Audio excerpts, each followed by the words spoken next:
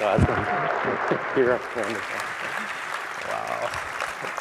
Oh, thank you, Kim. It's just been a delight. Our relationship goes back a long way, and thank you for that kind introduction. I was thinking about how I feel today, and yesterday, actually, I was interviewed by someone from the Huffington Post, and they asked me, is there one word that characterizes how you feel about the state of the world and about positive psychology? Could you put those two together, and what word? And the word that came to my mind was hope. And I have to say that my sense of hope about what we're capable of as human beings has gone up and up and up as I've seen the proliferation of the research, as we've seen the proliferation of the practices, and the tremendous things that are becoming possible that seemingly were impossible. So today I'm going to touch on a lot of stories, but also new concepts that we haven't talked about yet. And I want to share why exactly I feel this sense of hope about our future. One of the really high point moments in the last number of years for me was a couple years ago. Marty Seligman and I did 11 speeches together across Australia, and it was awesome. Michelle McQuaid at PwC, PricewaterhouseCoopers invited us, and we talked with the chief financial officers in the country, manufacturing plants and facilities, hospitals, and so on. And what was very exciting for me was to see the combination of the more individual kind of positive psychology of human strengths coming together with the system level work of appreciative inquiry.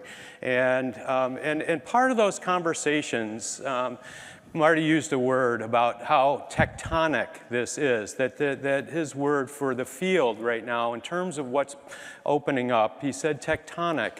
And I started thinking about that, and why is positive psychology so tectonic? Think about that for your own answer. Why is it so tectonic? And my conclusion was it's not our answers, that it's not the answers that we have. It's not all of the theories and so on. My conclusion was it's our questions. And the reason for that is I think what's happened and what's tectonic is that it has shifted the world's question. All of a sudden, we are now searching for the true, the good, the better, the possible, everything that gives life to human systems when they're most alive, and raising new questions. What is flourishing, and what good are positive emotions, and so on. I think as we live in worlds our questions create, and once the world changes a question, its major question, I think everything begins to shift. So let me just share a quick story about the power of questions and the power of inquiry. So Kim mentioned this a little bit, and again, in the interview, they asked me what was one of the high point moments in my career. And I'll have to say this was a really special high point moment, but it relates to this concept of the exponential inquiry effect, that I'll call it. And it was a remarkable experience. I didn't know why I was getting this call as a business school professor. But what happened was Dalai Lama was in Jerusalem, and he was very disturbed and feeling the tensions in the world in a way that he hadn't felt before. And there was a person with him. His name was Richard Bloom from San Francisco, a banker, a business leader. And he turned to Richard and he said, if only the world's religious leaders could just talk to one another. If only the world's religious leaders could just talk to one another, the world would be a better place. If we could just know what's in each other's hearts, the world would be a better place. He said, we don't talk. The higher up we go in the religions, like we have pictures at the highest levels, Mandela and de Klerk, black and white, coming together in the soccer stadium, and the whole world echoes round because we see that we can do something about human relationships. Well, we don't have an image, for example, of the Pope and the Dalai Lama hugging. There's not one image like that. And so Dalai Lama said it's a shame because he had just read the report from Harvard that 87% of the armed conflicts in the world were not between nation states, but between groups of different religions and ethnic identities, Muslim, Christian, Jewish, Buddhist, and so on.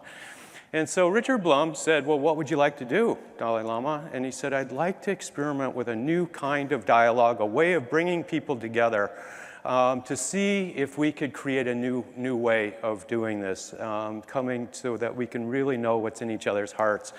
And so someone said you should use appreciative inquiry. And I got a call, and I thought, oh my gosh, I don't even, so I started to study as much as I could. The first pilot was going to be coming up in 3 months in Washington, D.C., and they were going to bring people from all over the world. And so again, I did, like Kim just mentioned, I started studying the last 100 years of interfaith relationships, and it wasn't pretty. And so as I prepared for this session, I start thinking about our theories of change and ways of approaching it. And by the way, there was pressure. They said if this pilot works, it could unfold in a major way. And by the way, there's people coming together at the highest levels, for example, between the Vatican and the Orthodox Church that hadn't spoken since 1522. Literally. And so I was feeling it. And so as I start to prepare for the session, you start going through all the learnings and insights from positive psychology and the human strengths and so on, and you start thinking of your theories of change. Well, the way it was going to unfold, the way it was going to work was that Dalai Lama would speak for about 20 minutes and share his vision. And then he would turn it over to me to get a process started. It wasn't going to be talking heads. It was going to be working together to create something. And so, the way we start with the appreciative inquiry in our 4D cycle is always with very powerful questions at the beginning. And I have to say, and I think it's partly because I was so nervous, but I spent 2 full weeks, 8 hours a day, writing 3 questions. And as I would write those questions, I'd throw it away, and then I'd redraft and redraft and redraft. And then the theories of change are going through your head. You're saying, okay, well, maybe from a deficit-based theory of change, maybe what I should do is start the meeting with a timeline, and people draw the conflicts, the biggest conflicts they've had over the last 100 years in their parts of the world, and get it all out on the table first. Maybe that's the way to, and I thought, no, that's not going to bring the group together.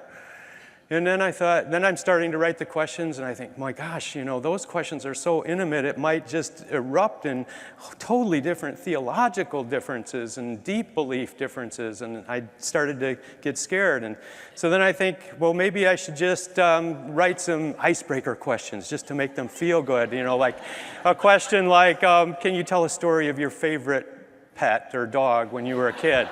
And I thought, no, these people are advanced souls and advanced people, and, don't waste their time. And I went back to some of the principles of the field that human systems move in the direction of the questions we ask. So the substance is important.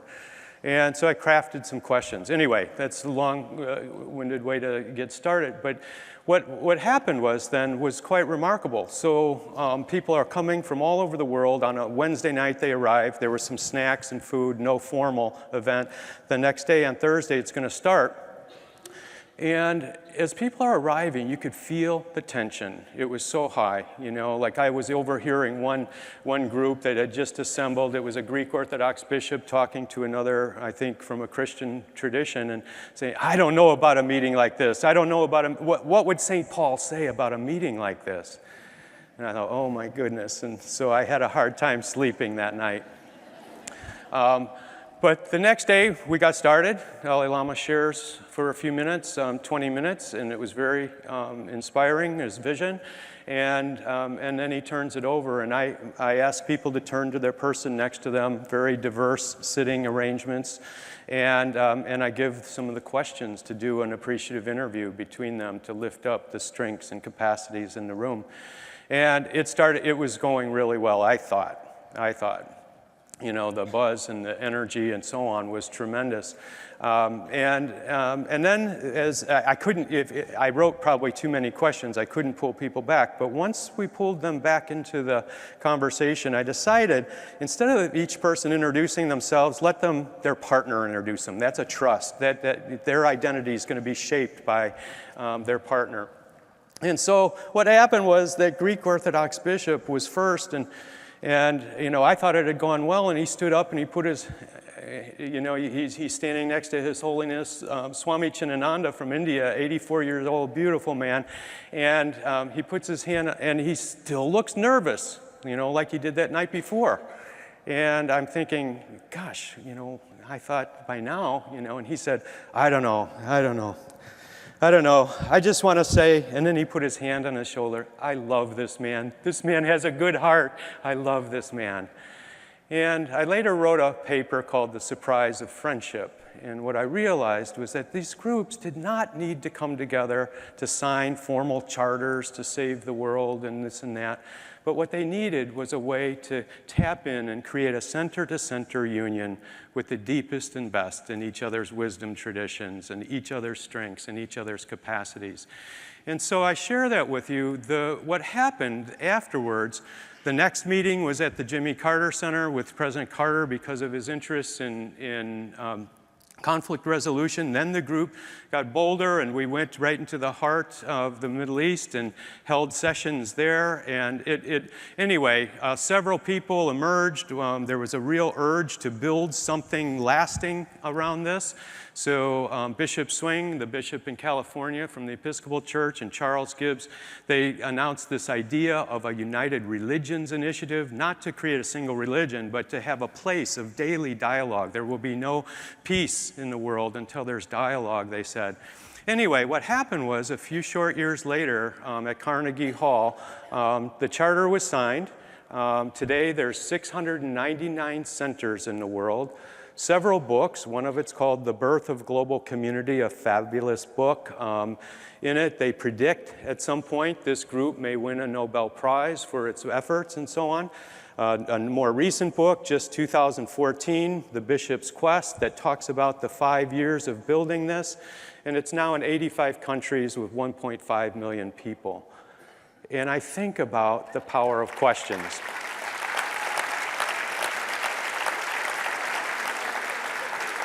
I think that's what positive psychology is about. It's about the power of the question. It's about the creativity and so on of the question.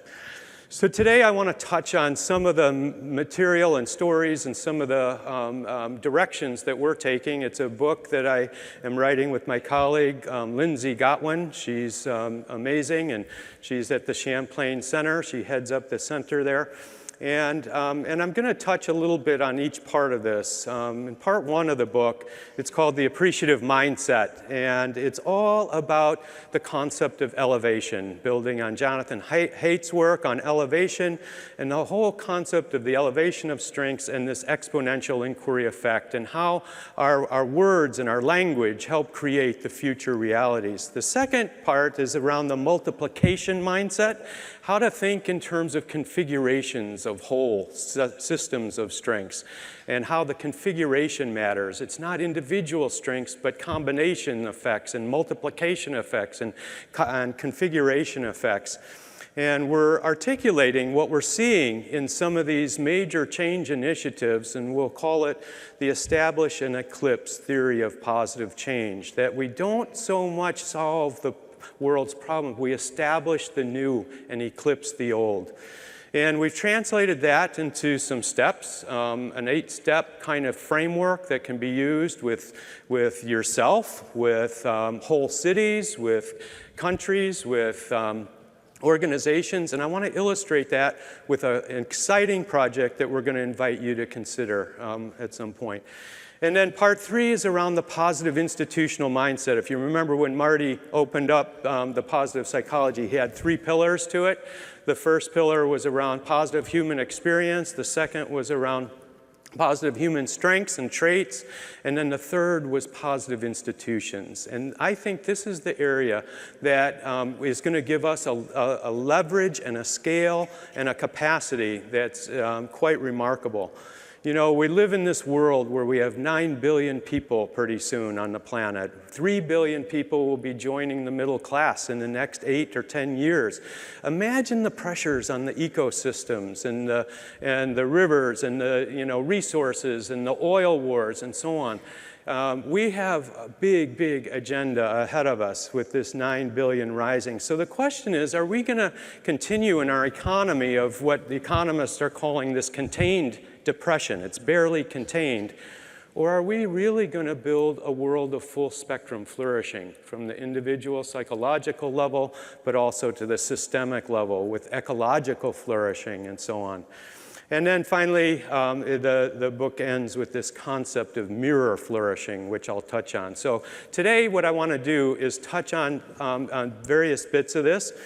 This is a quote from Alex Steffen. It's a great, it kind of situates the importance of this time that we live in and why we need a field like positive psychology to lift up these capacities. So he says, so here we are. We need, in the next 25 years or so, to do something never before done. We need to consciously redesign the entire material basis of our civilization. The model we replace it with must be drastically more ecologically sustainable, offer large increases in prosperity to everyone on the planet, not just a few, and not only function in areas of chaos and corruption, but also help transform those situations. That alone is a task of historic magnitude, but there's an additional complication. We only get one shot. Fail to act boldly enough, and we may fail completely. I think this is such an incredibly important time. I'd like you to cast your mind ahead 30 years from now and think about the ways in which positive psychology is helping to deal with some of these issues. So why positive institutions? For me, this in terms of the journey and leading up to the definition of positive institutions, one of my first early experiences was with Bob Stiller. Bob Stiller was the CEO of Green Mountain Coffee Roasters. This is a picture of him on the upper left on the cover of Forbes magazine, Entrepreneur of the Year.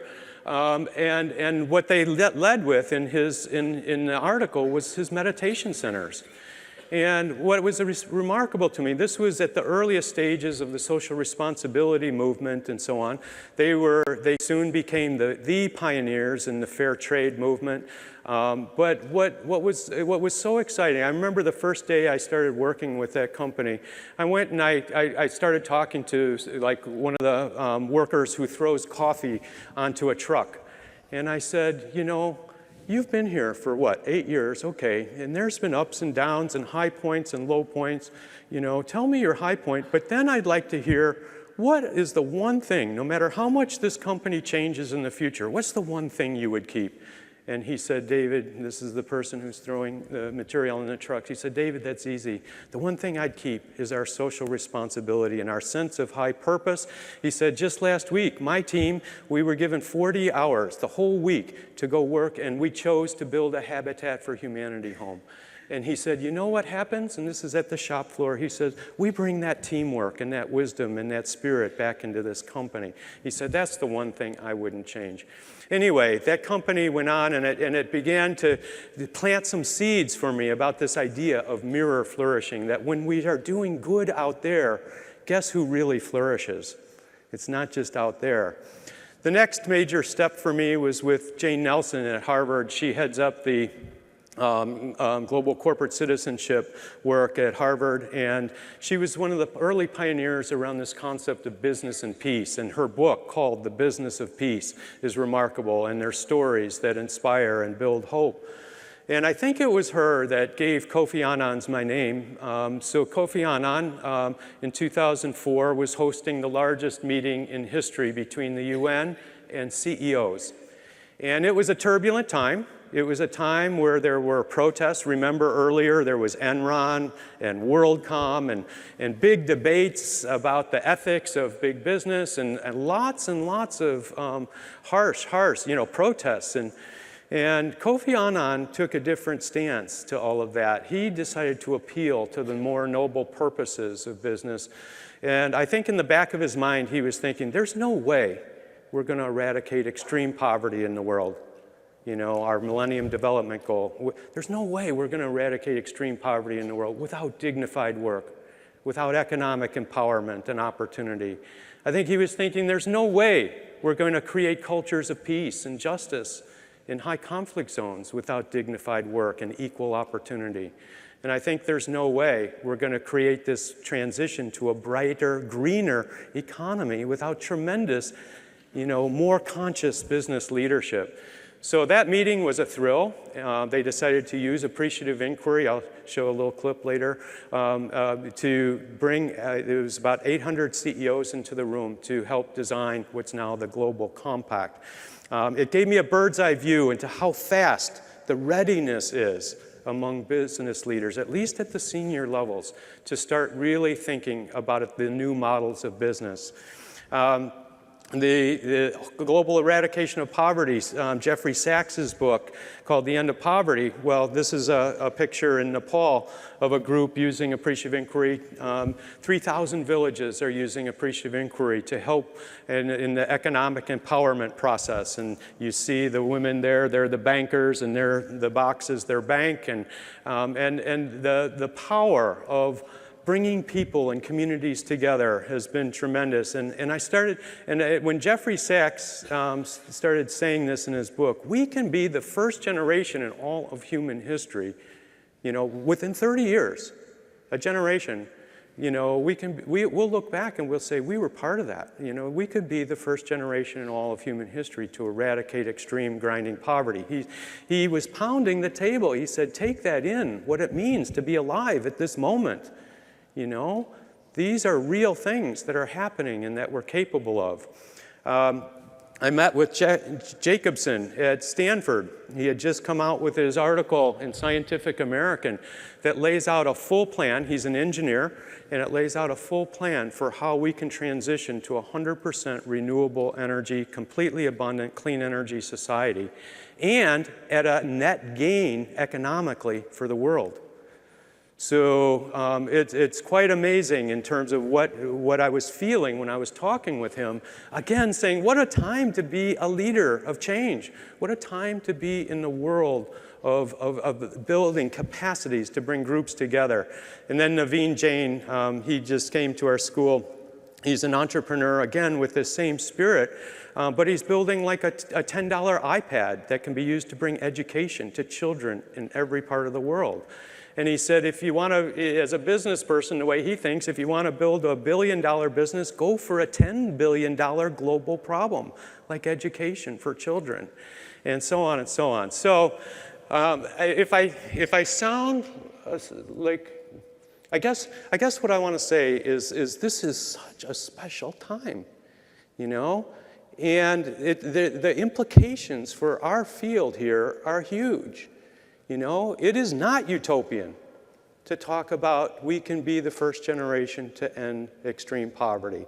It is not utopian to say that we're going to see the transition to a bright green energy world. It's not utopian to say that we're going to reinvent the material basis, create economies that have absolutely no waste, that it's just like a forest, that we're going to see a time where there is education everywhere, and so on. So we launched a project called Business as an Agent of World Benefit. What is it? And it's not an assertion. Again, it's not an answer, it's a question. What does it look like? Where is it happening? Business as a force for peace in high conflict zones, and business as eradication of extreme poverty. We've done over 3,000 interviews, and each one of these interviews, I remember the words of Joseph Campbell, the great sociologist and thinker. He said, awe is what moves us forward. And every time I do one of these interviews, I feel that. I was recently at the Google campus, and I was talking with Chad Meng Tan. You might know his work. He's considered the chief happiness officer at Google. And again, they are doing such inner work for people. The young people just love it. It's like a college campus, the trails, the walking trails, the health. You go into the cafeteria, you cannot get bad food. They put the bad food way hard to get and so on. But I asked Chad, I said, all of this inner development that you're doing in terms of personal lives and personal purpose and deep purpose, I said, how does that relate to the external? And I said, what's the most important, why do you like being part of Google? So he starts sharing with me the Balloon Project, the Loon Project. How many of you heard about the Loon Project? It's incredible. It's a game changer, you know. What they are doing is a lot of parts of the world don't have the infrastructure for connectivity and so on. Billions of people don't have. And what they have are these balloons that go into the atmosphere and create a coverage for a whole region. And it could be a difficult mountain region or impoverished part of the world. And instantly there's internet. And they're going to bring internet to about 3 billion more people. And that's going to give access to knowledge and education. This is an example from Bobby Sager, one of the pieces of work that we did. So Bobby Sager, he had a place in his heart after the tragedy and genocide in Rwanda. You know, think about that, 1 million-person genocide between the Hutu and the Tutsi. And he's thinking, he was a successful business leader, and he's thinking to himself, how can we use business? You know, think about that. So I'm going to use this story. I'll come back to the story in a second.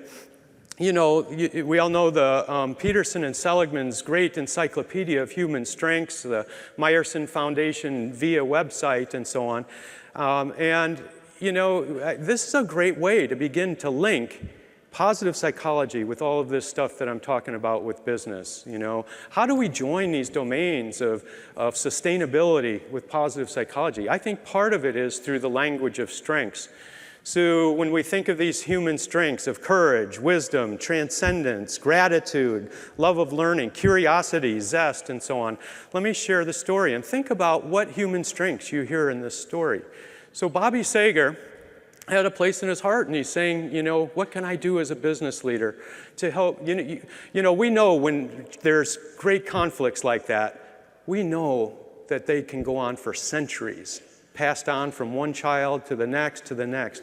And so how would you use business to help break that cycle, he said. And this was a great example of one of the innovations in our data bank. So what did he do? He started to study the Grameen Bank idea of microenterprise, of the breakthrough of giving loans to the poorest of the poor to jumpstart their own businesses and economic empowerment process. And the repayment rates are tremendous. That's why Muhammad Yunus won the Nobel Prize for that concept. So, but then he wanted to take that concept 2 or 3 steps further.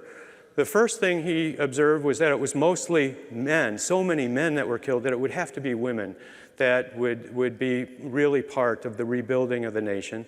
And so he earmarked the loans for women. But then, this was the innovation. He said, I'm going to give loans only to those women who come together across the conflict divide as business partners, Hutu and Tutsi. And it's worked magic. You know, and we sent a doctoral student to do the study of it and so on. But the conclusion was you can't demonize the person that you're working with every day. And they had shared dreams of their business to succeed for their children and so on. Cutting through the conflicts, business as a force for peace. So you think about what kind of human strengths do you hear in that story? You know, you hear perseverance, you hear tremendous creativity, you hear humanity, sense of humanity, and so on. So let me use this as a way to define positive institutions for a second. Using that kind of wheel of strengths. Positive institutions are organizations and structured patterns in our culture or society that serve to elevate our highest human strengths, organizations that serve to elevate our highest human strengths like they do at Google and so on, combine and magnify those highest human strengths, and then refract our highest human strengths out into the world, you know? And I think that's the unique part of this definition, is now beginning to realize that, you know, that institutions can be one of our best friends for bringing our highest, you know, we don't think that way very often. Institutions as a vehicle to bring more love into the world. Institutions as vehicles to bring this kind of courage into the world. Do you know what I'm saying? So I think there's a whole research agenda that's forming here. Why was that story important in terms of business and peace? You know, think about it. This Global Peace Index just came out about 2 weeks ago. Right now, $14.3 trillion a year is spent on armed conflict and military spending and so on. It's 13% of the world's GDP. You know what we could do with 0.5% of that? you know, in terms of catalyzing the movement. But what happened was, with Bobby Sager's help and the whole success in Rwanda, there was a great article in Harvard Business Review. And right now, the per capita GDP of Rwanda has almost quadrupled since 1995, now ranked 11th in the world for entrepreneurship. It's a middle-income society by 2020. Another recent example in our interviews, I was in the Netherlands talking with young people who are heading up the Tesla facilities there. And again, the excitement and the sense of purpose of this and it's the same feeling I got there that I did in Columbus, Ohio. You know, you see, when you go into an Apple store, you see people really ready to serve and come to you, but this is even far beyond that. And again, I just say, where did you learn all this? And they said, well, we didn't have any training in it, but we believe in it. We think that we're changing the world. This is Fairmont Minerals, a local company in Cleveland, and we started working with them a number of years ago. Ante Glavas did a tremendous dissertation to show, in terms of some of Marty's PERMA mechanisms, significant increases as they launched their sustainability initiative. Here you see one of the groups that built in one of the summits, they said, how can we use our strengths in some new ways? It's a sand mining company, in some new ways to have positive impact in the world. And one employee group said, well, why don't we develop a sand water filter to be used in developing countries? And as they did, they started developing this prototype. You can see it there. Today, that's being offered in 44 countries, and the employees who created it are so alive. They are alive. You wouldn't think a sand mining company would be a sexy company to work with, you know? But they have people lining up to work there. It's no accident that 2 years after this project got started, they were named the #1 corporate citizen in the United States. And Jennifer Deckard there, the CEO, is just tremendous. You know, and we know it by now. We all know it. The data is there. This was a study by the Temkin organization. Compared with disengaged employees, highly empowered, engaged employees are 480% more committed to helping their company succeed, 250% more likely to recommend improvements, 370% more likely to recommend their company as an employer, and 30% likely to be absent from work. So what's happening here, you know? I think one of the observations I had when I was doing the 11 talks with Marty, he would start and he'd talk about the PERMA mechanisms. And then I started realizing that almost every one of the stories I was sharing was at the organizational level, was about the PERMA mechanisms at the organizational level, you know. Almost every story that I pulled out from all my career of working with organizations were around sustainability. So I think this was the #1 observation. So there was a recent book that argued that a lot of sustainability efforts are hitting a brick wall. You know, they started out in exciting ways, and then it hit a brick wall.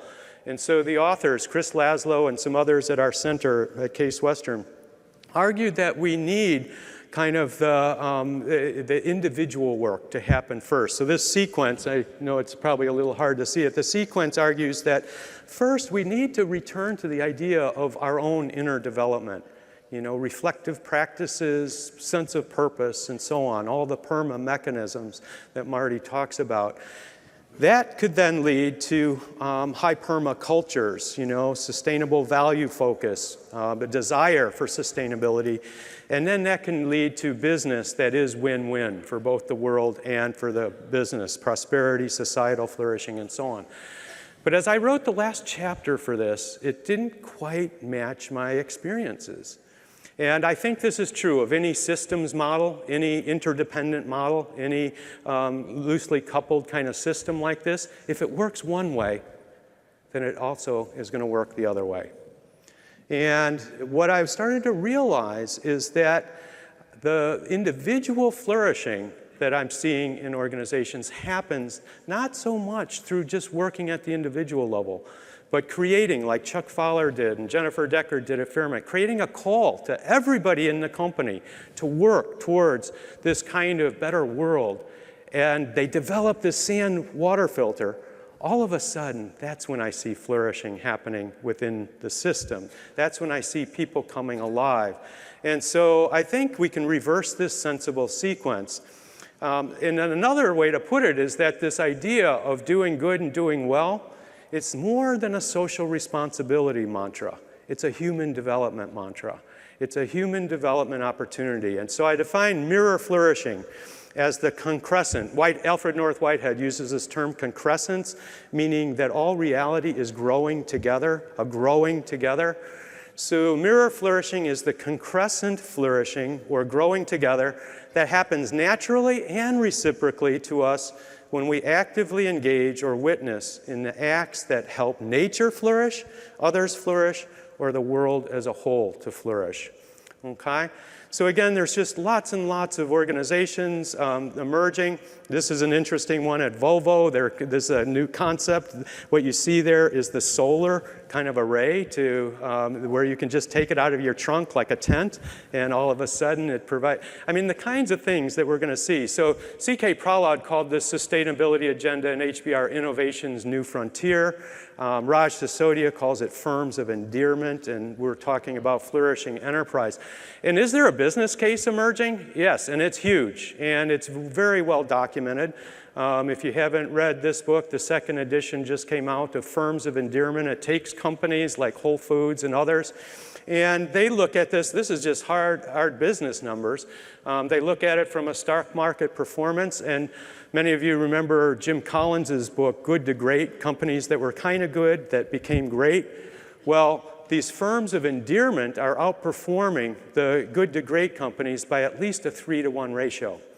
And these companies that are living these higher purpose. So the firms of endearment return, or the S&P 500 return over a 15-year period of time is about 157%. The good to great was about 177%. The firms of endearment, the firms that are winning the hearts and the minds of, and the sense of purpose of their stakeholders, of their communities, it was 1,646%. So how do we move in this kind of direction?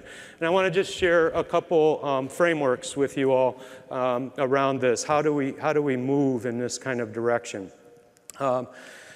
So many of you have read about appreciative inquiry, but I don't know if you knew this, that appreciative inquiry, when we started to experiment about 1980, 81, 82, it was never meant to be an intervention. It was never meant to be an organizational development practice. What it really was meant to be, and this was early on, it was meant to be a grounded theory building methodology, a kind of methodology to build grounded theory. At that time, I was very influenced. I was a doctoral student, and I was working with my mentor, Suresh Srivastava, at the Cleveland Clinic. It's now become the #1 heart center in the world, just an amazing place. And that's where appreciative inquiry was born. And during the dissertation work, what was happening, I was asked to do an organizational diagnosis. And I saw something remarkable in there. It was a whole new form of organization. I said, you know, I think we're going to miss this newborn social innovation if we do an organizational diagnosis. And I said, you know, all I want to do is study everything that gives life to this system when it's most alive. And I did, and I wrote about a 100-page report, and we brought it to the Board of Governors. But I used that then to not just gather the stories of the true, the good, the better, the possible, every moment of excellence and so on, but I used it to, almost like a painter would get all the colors, the green, the red, and the canvas. I used it to paint a picture of the future. And the first thing the doctors all said, well, where's all our problems? And I said, you know, that wasn't my methodology, you know, and I had a footnote and just didn't even know what the term meant, or, you know, it was just kind of accidental. This was an appreciative inquiry. And anyway, what I was very influenced by at that time was Ken Gergen's work. He had a book called Toward Transformation in Social Knowledge, looking at how science takes part in the social construction of reality, that through our language and so on, and theoretical words. But he had a concept that he said, you know, the human sciences need something he would call generative theory. Not theory that just maps yesterday's world, but theory that opens the world to new possibilities. And I later wrote a paper called Positive Image, Positive Action that talked about the role of anticipation of the future, which Marty is talking a lot about. And so this idea of appreciative inquiry is a theory building to build theory for the future.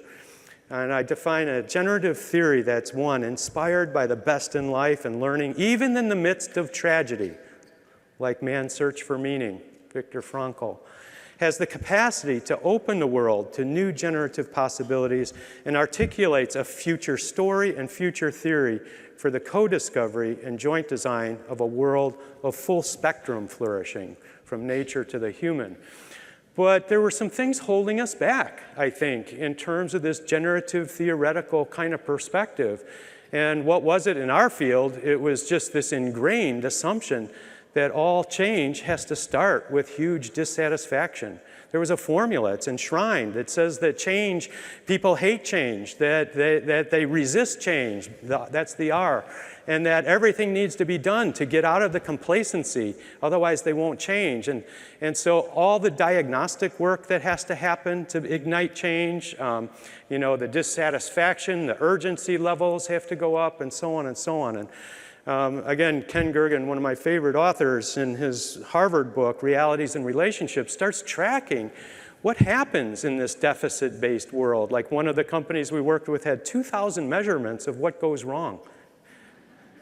And the CEO said, David, can you come and talk about positive thinking to our CEOs? Our aspiration levels are so low. I said, Tom, you don't need positive thinking. It's your knowledge systems. It's your analytic work. You know, every meeting starts by reading through this report that, of one of these 2,000 measurement systems.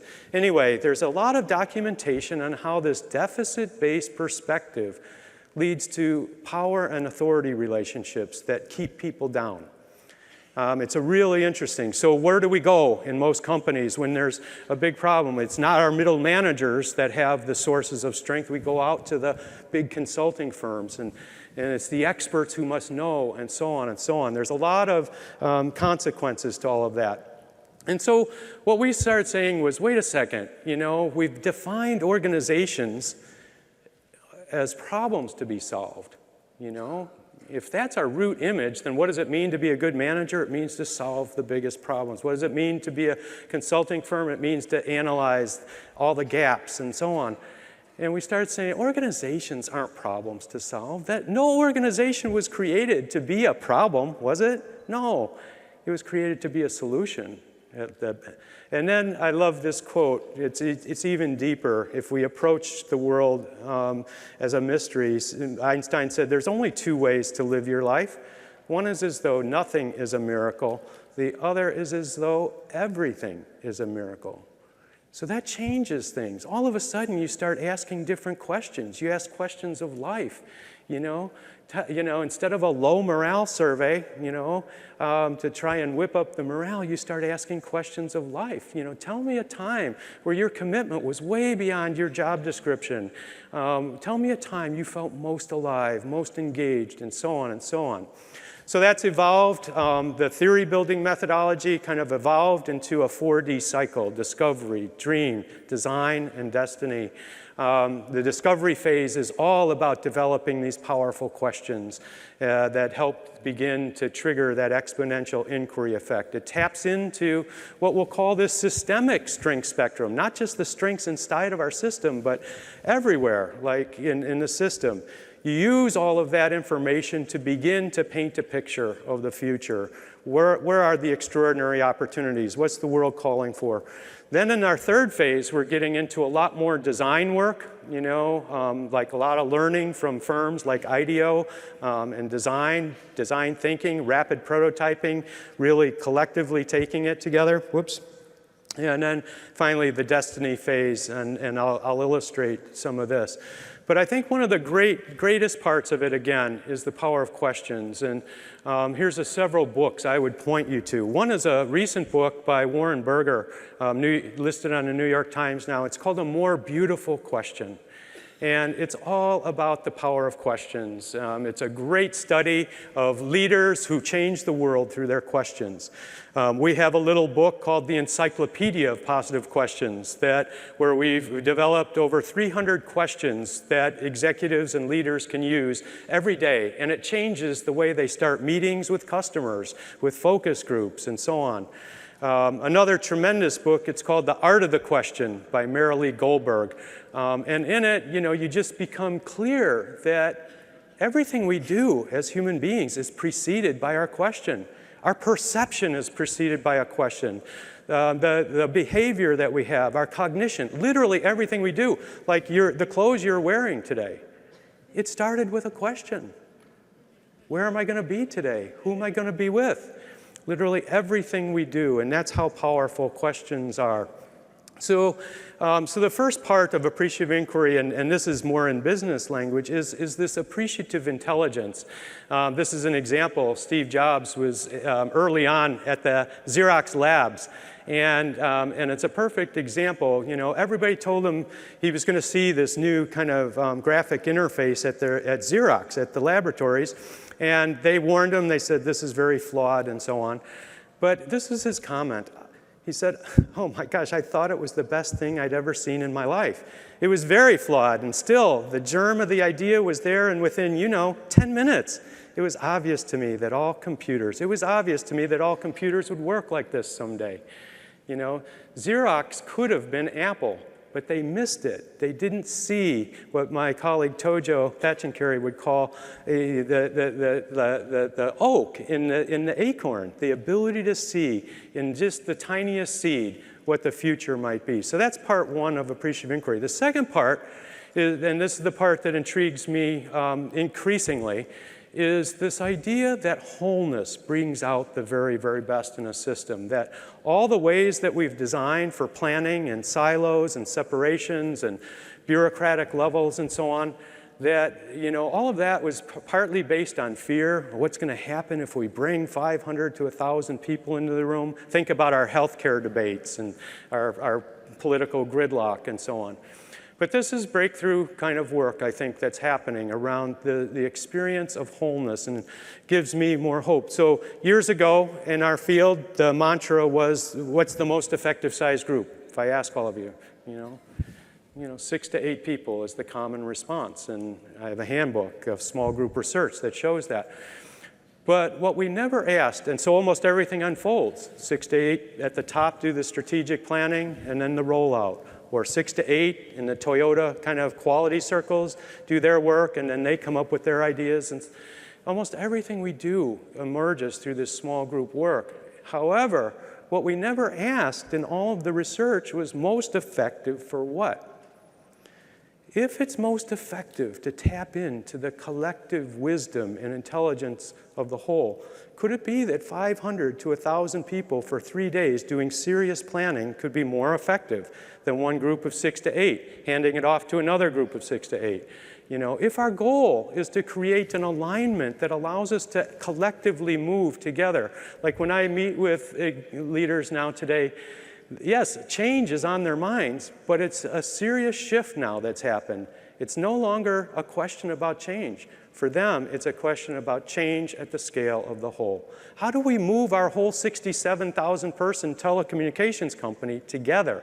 How do we move a whole Northeast Ohio economic region together? Think about this. How would we move a whole country's educational system towards positive psychology together? Think about the systems issues and so on. So anyway, our work has evolved, and I'm going to show you just a couple film clips of 500 to 1,000 people doing work together. And as I show you a couple of these clips, this is a recent one, the first one, just about 1.5 minutes each one. This was a Dutch company in the Netherlands, and I share this one first because a lot of times people see the energy in these summits and they say, oh, that's just the United States. And so I want to show this one from the Netherlands. And it's a group that would surprise you. It's all engineers. It's all engineers. So I want to show this because it just became a Harvard case of the #1 quality IT organization in the Netherlands. The second one is a little clip from the UN Global Compact with Kofi Annan, and the third one is a clip with Mayor Jackson to help move the whole city towards a green city on a blue lake. Let me just ask you to jot down a couple notes to yourself. Why would wholeness, the experience of the whole, what are you seeing here? Why would it bring out the best? And here's the other question for me. Why is it so easy? Okay? I get a good feeling, yeah.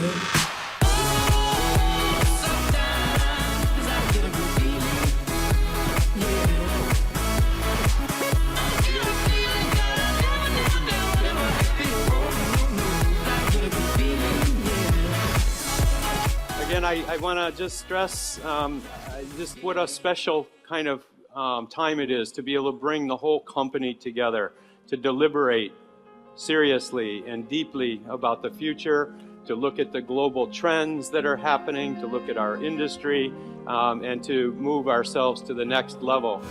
When you focus on creating value, business is ultimately about people voluntarily coming together to create value for each other. When you focus on that value creation aspect, guess what? It sort of multiplies. It creates value all around. We cannot think of people as a resource.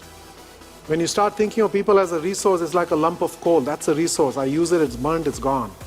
Human beings are a source. A source is like the sun, continuously generating ideas, energy, inspiration. It's all about energy, creative energy.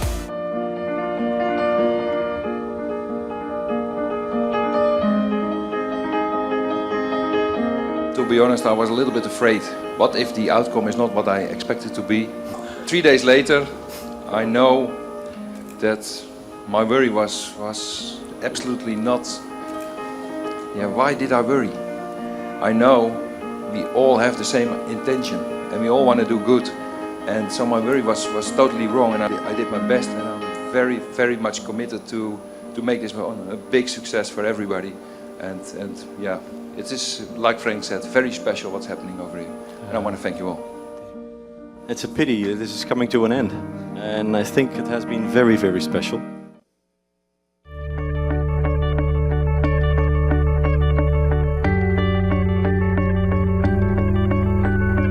So I want to talk a little bit about one of the projects that's given me more hope about our world and our world's future than anything I've ever worked on. This is the largest, highest level gathering of leaders from business, labor, and civil society ever held at the United Nations. 4 years ago, fewer than 50 companies met here at the United Nations to launch the Global Compact. Today, nearly 1,500 firms participate from 70 countries. We are still tied up in ideas from long ago and in behavior and institutions that are being left behind by events. Business, government, NGOs working together, I mean, that's what has to happen. And it all starts with communicating and talking together. If we weren't here, we wouldn't be having those dialogues. I think we have unique opportunities through the Compact to make important progress in areas that will determine what kind of place this planet is to live on in the next 10 to 20 years.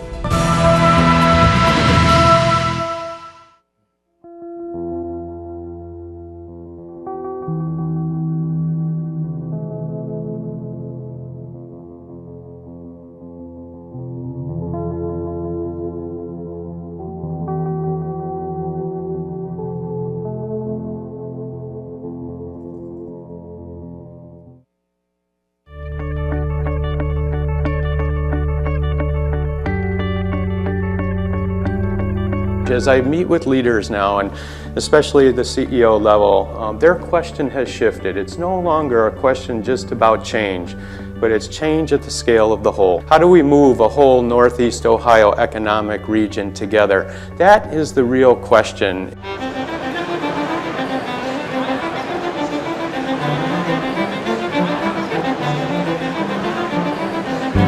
I just can't tell you how excited and happy I am to be a part of what is going to be looked back on the history. This summit is about acting on something, not just having a conversation. It's about doing something for our future, not waiting on someone else.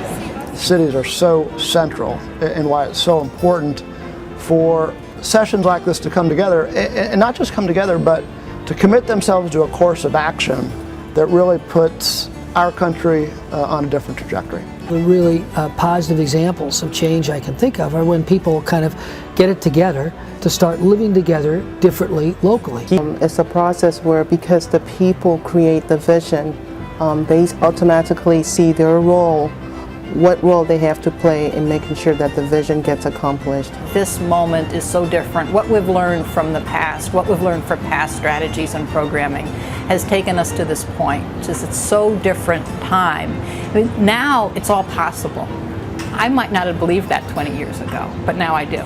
Everything that we've done today and the past 2 days has never been done before in Cleveland. The energy that is in this room is so positive. It's so rewarding to be part of this process, and it's one of those things that you're just so proud to be from Cleveland. There's enough passion and commitment in this room that's going to happen, that we're going to be able to harness what we've put together here and that momentum and move it forward.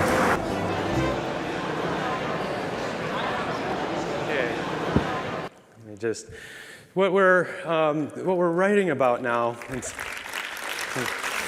It is exciting, and again, my sense of hope goes up when I see how quickly we can bring out the best in the system. So I think there's a formula emerging, a change equation emerging here, where positive change, and you know, Marty talked about the difference between, let's say, moving from a state of -7 to a 0. That's one kind of change. But moving from a +2 to a +20 to a +30, we need a more rigorous definition of positive change. And in a recent paper, we started tracking this, and I'll show you some numbers in a second. But I think that positive change is predicted by the experience of elevation over the experience of deficit. The experience of deficit emerges through diagnostic definition, where you kind of reify the problem and make it so real that it feels like an objective reality. And often that leads to deficit despair, learned helplessness, and other kinds of things. And I think what we need to do is have that positive change is predicted by the experience of elevation. And how does that elevation experience happen? Jonathan Haidt talks about in his research what happens when we see goodness in the world, when we see the best, and what happens is we become elevated. And what appreciative inquiry in these summits, they create a concentration effect, let's call that whole power. You know, in these summits, you don't just have the organization, you also have the customers. You also have the supply chain partners. You also have other countries there. You bring this whole spectrum of strengths. And then in hope theory, Snyder's hope theory, it's a combination of willpower and way power. And what we're seeing is way power is more important than willpower. That the right kind of prototyping, like building that sand water filter, creates an image of how, and that creates even more willpower. Recent study by Linda Robeson, an amazing dissertation. She had 10 major organizational change efforts that got started at the same time, and they all had to report data on some outcome measures, so that just rarely happens. And she used a discourse category code of positive and negative discourse in the whole thing. And in the poor performers, for example, when she observed group meetings, she did interview data, she also combed the website material, so 3 sources of data. And it was very, very meticulous. Over 58,000 words were, and phrases were coded in this work. But what she found in the poor performing organizations was a 1-to-4 ratio, where it was 1-to-4 in the negative direction. And in the all data combined for the high performers, it was a +4-to-1 ratio. So that matches Gottman's work, it matches Barbara Fredrickson's work. I think it's the first time it's been done in organizational change work. A change platform that's emerging, and I'll just touch on it very quickly here, is an 8-stage, and we call it positive, P-O-S-I-T-I-V. And it's got 8 steps. And the first is pre-framing, and it's probably the most important. Like you saw in that green city on the blue lake, the mayor, Jackson in Cleveland, could have said, let's come together to deal with all of our Rust Belt and our poor economy and, you know, the old industrial age and so on. But instead, they came up with a title that was a compelling title. Let's come together and create a green city on a blue lake. That's positive reframing in the first phase. Right now, and this is, I want to plant a seed, there's some great conversations happening with, there's a sense that there's a readiness in our country and other countries as well to really accelerate the positive education possibility. Lots of research that shows how our children benefit if we bring well-being and flourishing and positive human strengths to the table. Anyway, I just want to plant a seed. It's very early. I don't want to say too much yet, but the Meyerson Foundation, who helped support all of that via strengths work, the Champlain Center for Appreciative Inquiry. I've talked with James and Marty. There's a real sense that the time is right to design a national summit for positive education that brings policymakers into the room like we did at the UN, that brings teachers, that brings youth and young people, and so on. So, you know, imagine this. Yeah.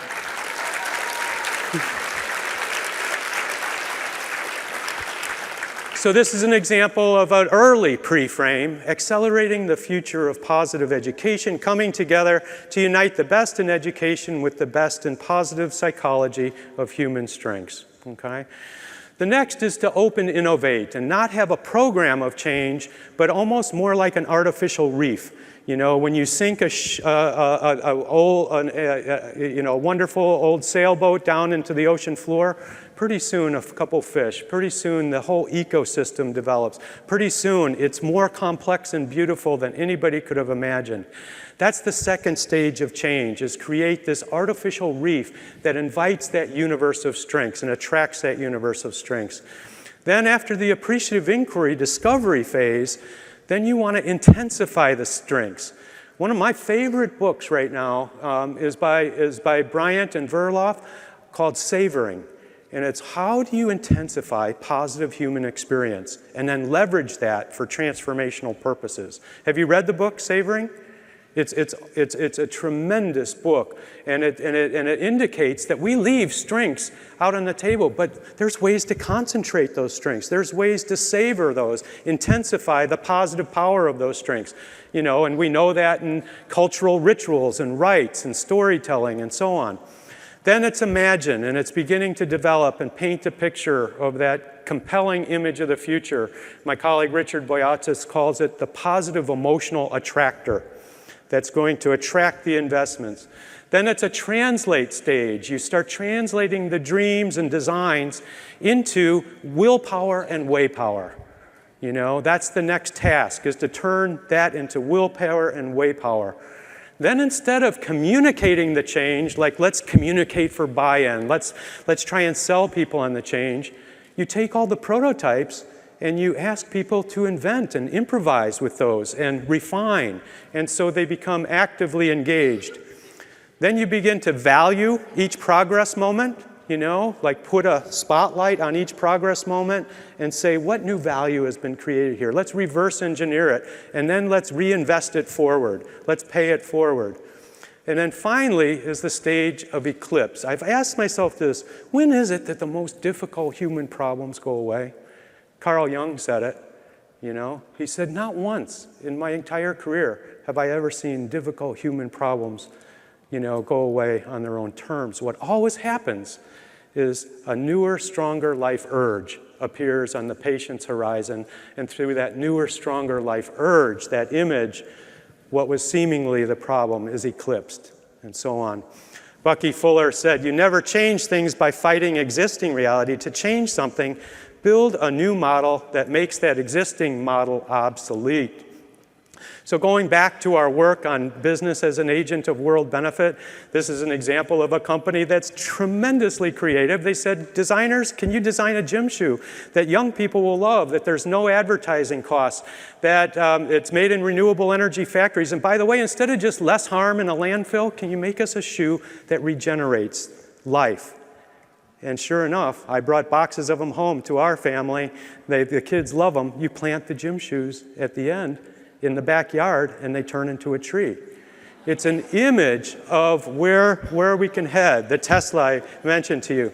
So this is my last comment on this. Yesterday, I just got back from the United Nations, and we've been working with them to scale up this world inquiry for business as an agent of world benefit. And we've created a concept that there is nothing like a Nobel-like prize for business as an agent of world benefit, for the business and society innovation that promises to have the largest impact on humankind. And a declaration was signed yesterday by the UN Global Compact and the PRIME Initiative, which is 500 business schools around the world, to develop this prize. And I'll leave you with one last image of that whole effort.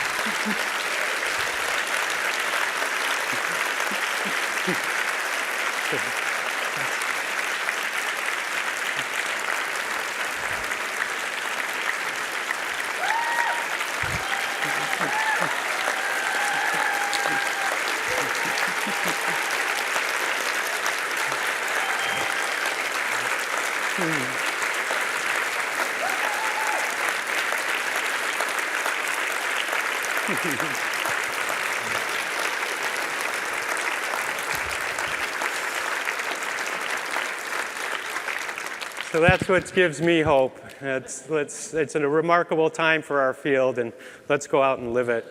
Thank you.